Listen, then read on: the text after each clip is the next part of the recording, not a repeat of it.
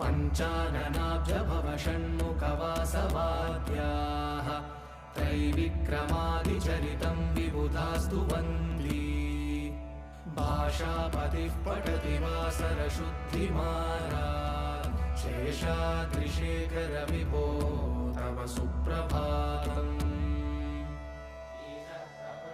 ईषत्प्रफुल्लसरसीरुहनारिकेलफूगद्रुमादिसुमनोहरपालिकानाम् आवादिमन्दमनिलः सह दिव्यगन्धैः शेषाद्रिशेखर विभो तव सुप्रभातम्